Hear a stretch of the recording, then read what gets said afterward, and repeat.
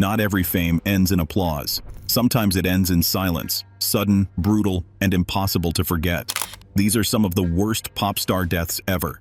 Some of these stories are not just tragic, they are almost unbelievable. Starting with Selena Quintanilla. Her story is one of the most heartbreaking betrayals in music history. Selena was only 23 years old, full of life, talent, and just getting started on what could have been a global takeover. She had already become the queen of Tejano music, and her crossover into mainstream pop was right around the corner. But on March 31st, 1995, everything came crashing down in a small motel room in Corpus Christi, Texas. Selena wasn't there to relax. She was there to fix a problem. Someone close to her had been stealing money. And not just anyone. It was Yolanda Saldivar, the woman who ran her fan club and managed her boutiques. Someone Selena trusted deeply. Instead of letting others handle it, Selena chose to confront the issue herself. That decision would cost her everything. The meeting quickly became tense. Excuses were made. Stories were told to delay things. But Selena wasn't backing down. She demanded the documents and decided to leave. That's when everything changed in a second. Yolanda pulled out a gun and fired. The bullet hit Selena from behind, causing catastrophic internal damage. But what makes this even more painful is what happened next. She didn't just fall, she fought. Bleeding heavily, Selena managed to run out of the room, across the parking lot, leaving a trail behind her. She reached the lobby, desperate for help, using the last strength she had to tell people what happened. Even in her final moments, she identified the person who shot her. By the time help arrived, it was too late. A rising global superstar, gone because of betrayal from someone who claimed to love her. You would not believe how often trust becomes the most dangerous thing in these stories. Now let's talk about Michael Jackson. This one still feels unreal. On June 25, 2009, the entire world stopped. Michael Jackson was preparing for what was supposed to be one of the greatest comebacks in music history. 50 sold-out shows in London. Fans were ready. The world was watching. But behind the scenes, things were not okay. Michael had been struggling with severe insomnia. Not the kind where you just toss and turn. The kind that keeps you awake for days. The kind that breaks your body down slowly. To deal with it, he hired a personal doctor, Conrad Murray, whose main job was simple, to help him sleep. But the method used was anything but normal. Night after night, powerful drugs were given to force sleep. And eventually, it got to the point where a surgical anesthetic was being used regularly. This is the kind of drug meant for operating rooms, not bedrooms. On that final day, after trying several medications that didn't work, the doctor gave in and administered the strongest one. Then he left the room. No proper monitoring, no medical setup, nothing. When he returned, Michael was no longer breathing. Instead of immediately calling for help, panic set in.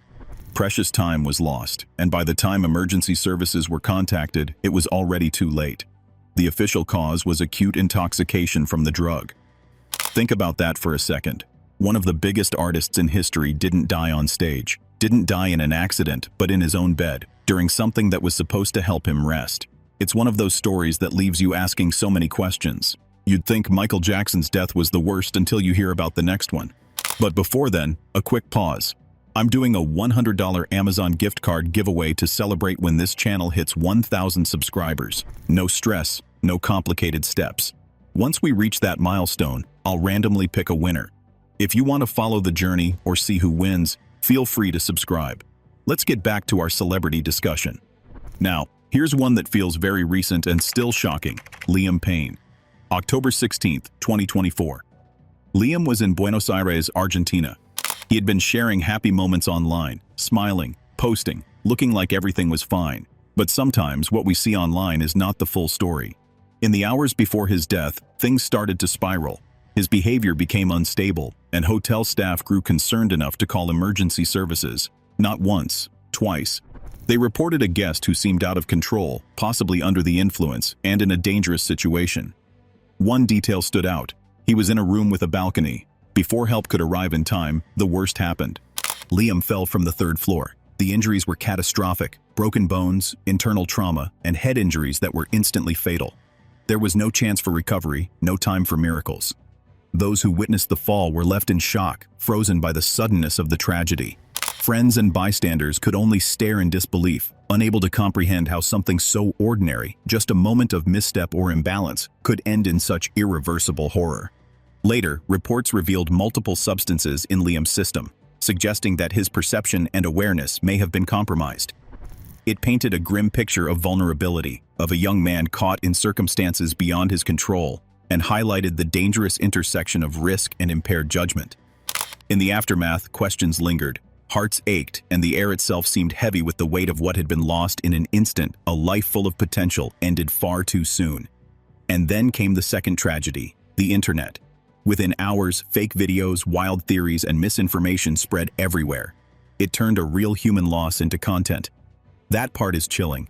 A young man who once stood on stage in front of millions, gone in a moment, and then turned into viral headlines.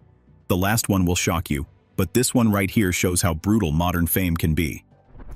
Next is Aaliyah. This one happened on August 25, 2001. Aaliyah was at the peak of her career. She had the voice, the look, the presence. Everything was aligning perfectly. She had just finished shooting a music video in the Bahamas. It was beautiful, smooth, everything you would expect from her. The plan was simple: head back to the United States. But instead of waiting for the originally scheduled flight, a decision was made to leave earlier using a smaller plane. That decision turned into a fatal mistake. The aircraft was overloaded, not just slightly, significantly. Equipment, luggage, passengers, it was too much, and it gets worse. The pilot was not properly qualified to fly that aircraft. Even more disturbing, substances were later found in his system. The plane struggled almost immediately after takeoff. It barely got into the air before losing control and crashing. The impact was devastating. Lives were lost instantly. 9 people in total. Aaliyah was only 22. This wasn't fate, this was preventable. That's what makes it hit even harder. A simple delay could have changed everything. Now let's talk about Jaco Pastorius. His story is different, slower and more painful over time. Jaco was not just talented, he was revolutionary. He changed how people saw the bass guitar. His influence is still felt today. But behind the genius was a struggle, mental health issues, substance abuse, a life that slowly began to fall apart. By the mid-1980s, things had gotten really bad. He was no longer the celebrated star. He was homeless, unstable, and often in trouble. Then came the night that ended everything. After being removed from a concert, he went to a nightclub but was refused entry. Anger took over. He reacted by damaging property, which led to a confrontation with a bouncer. What followed was not just a fight, it was a brutal assault.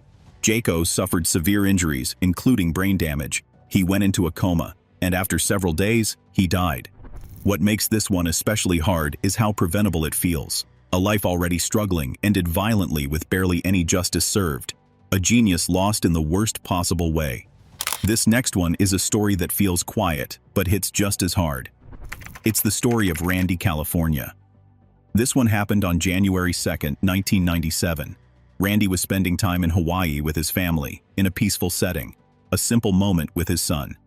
They went swimming together. Then the ocean changed everything. A strong current pulled them away from shore. Now here's the part that will stay with you. Randy realized they couldn't both survive, so he made a decision in seconds. He used all his strength to push his son toward safety, toward a wave that could carry him back. It worked. His son made it. But Randy was pulled further away, and he never came back. No scandal, no headlines filled with controversy. Just a father who gave his life so his child could live. Sometimes the worst deaths are not the loudest ones. They are the quiet ones that leave a deep mark. When you look at all these stories together, something becomes very clear. Fame does not even protect you. Money does not protect you. And sometimes, the very things that bring people success also bring them closer to danger. Whether it's betrayal, pressure, poor decisions, mental struggles, or just one moment of bad luck, the outcome can be devastating. And the scary part is how fast it happens. One moment, everything is normal. Next, everything is gone. If this video made you feel something, if any of these stories stayed with you, go ahead and hit that subscribe button. It really helps the channel grow. And don't forget about the giveaway. Once we hit 1,000 subscribers, one of you is walking away with that $100 Amazon gift card. Drop a comment and tell me which story shocked you the most. I'll see you in the next one.